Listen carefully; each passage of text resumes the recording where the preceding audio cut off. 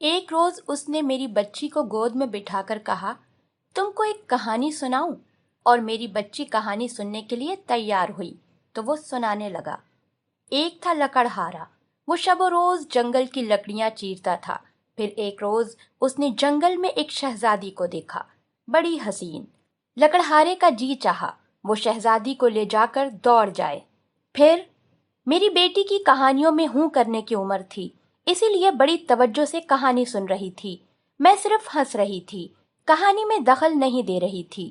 وہ کہہ رہا تھا، لیکن تھا تو وہ لکڑہارا نا۔ وہ شہزادی کو صرف دیکھتا رہا، دور فاصلے پر کھڑے ہو کر، پھر اداس ہو کر لکڑیاں کاٹنے لگ پڑا۔ سچی کہانی ہے نا؟ ہاں، میں نے بھی دیکھا تھا۔ معلوم نہیں بچی نے یہ کیوں کہا۔ ساحر ہنستا ہوا میری طرف دیکھنے لگا۔ دیکھ لو، اس کو بھی معلوم ہے۔ اور بچی سے پوچھنے لگا، تم وہاں ہی تھی نا جنگل میں بھی؟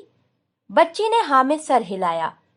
ساحر نے پھر اس گود میں بیٹھی ہوئی بچی سے پوچھا، تم نے اس لکڑہارے کو بھی دیکھا تھا نا؟ بھلا کون تھا؟ بچی کو اس لمحے لگتا تھا کوئی الہام اترا ہے۔ کہنے لگی، آپ۔ ساحر نے پوچھا، اور وہ شہزادی کون تھی؟ ماما۔ بچی ہنسنے پر لگ گئی۔ ساحر مجھ سے کہنے لگا، دیکھا، بچوں کو سب معلوم ہوتا ہے۔